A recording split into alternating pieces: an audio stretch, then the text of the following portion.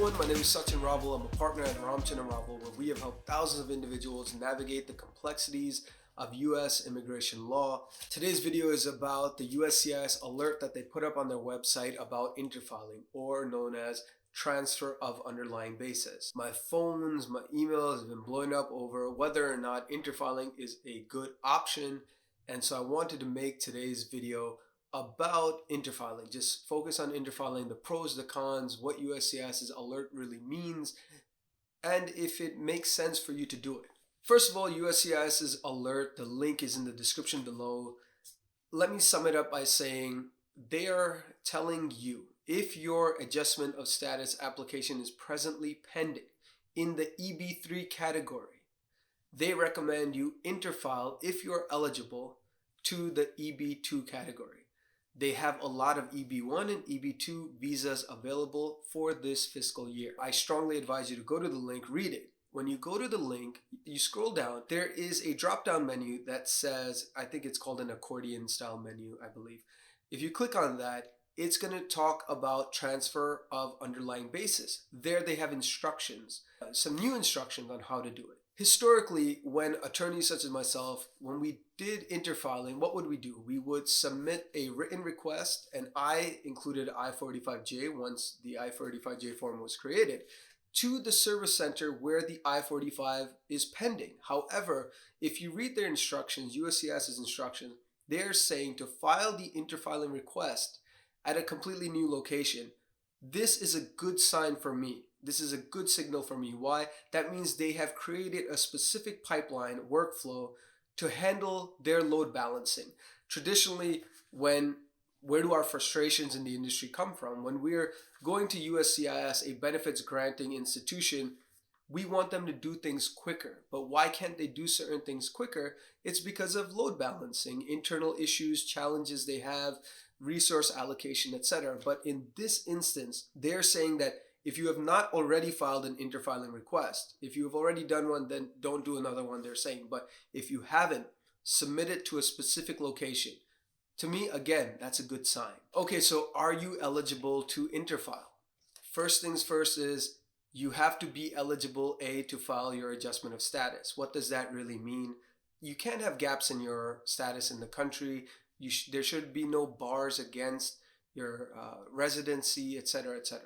Of course, your current adjustment of status based on the I-140, presumably in EB3, is still pending. Frankly, if it's not pending anymore, that means, unfortunately, it was either denied or it was approved. If it was denied, you have to refile the I-45 if you're eligible. If it was approved, then you need to stop watching this video and go celebrate because you have your green card. Next, you have to be eligible for the EB2 category. Let's say in October of 2020, you downgraded to the EB3 category. What USCIS is saying, you have to be eligible for the new category. So let me give you an example. Let's say in October of 2020, you filed a downgrade from EB2 to EB3, and you concurrently filed your green card case. In such a situation, your labor certification was clearly filed in an EB2 context so that the I-140 can be filed in an EB2, correct?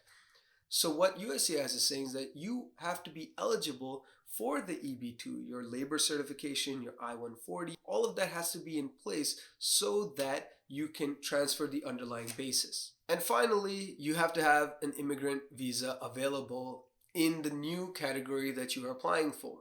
Of course, here we are talking about those individuals who have a 45 pending in the EB3 category. USCIS is telling you that if you're eligible, that means your priority date is current, you should transfer the underlying basis in EB2. As an immigration attorney, I'm often asked by clients, what should I do, Sachin? What should I do? My advice is this: you have to make a decision about your future based upon the options that are available. A lot of clients there ask me, okay, should I refile the 45, the adjustment of status? You know, their adjustment of status is pending in the EB3. Should I refile entirely in the EB2? I said, first of all, I understand the green card is the goal. I get it. I sympathize. But to just refile the entire 45 again, it's a very costly option. So if you can't afford it, okay, we will support you. Our clients, some of them decided to do it. We support you. But the vast majority have been asking, what other options do I have?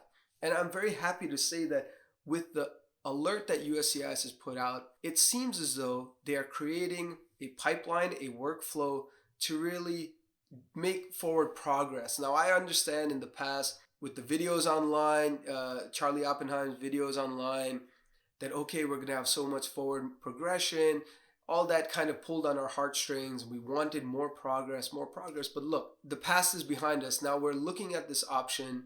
I think it's a solid option. As a first course of action, I have always recommended try interfiling. Give it a shot. Interfiling has its pros and cons. The main advantage, I would say, is that if accepted, you are changing the underlying basis, of course, and you're going to go in the speedier route, but you also save a lot of money. Are there downsides? Yes, there's one main downside, which even USCIS's alert on their website will attest. If they accept the transfer of underlying basis, if they accept the interfiling, there's no real confirmation. But I will tell you something, that when you file it with the I-485J, USCIS will give you a receipt notice for the I-485J. In conclusion, yes, this is a good option. This is a legitimate option. I strongly recommend you consider it. If you have any questions, please send us an email. Go to our website, www.immlegal.com. If you don't already have legal counsel and you're looking for legal counsel, you'd be very happy with the services we provide. Like and subscribe. Comment in the section below so we can make more content that's interesting for you. Okay? Thank you very much. Have a wonderful day.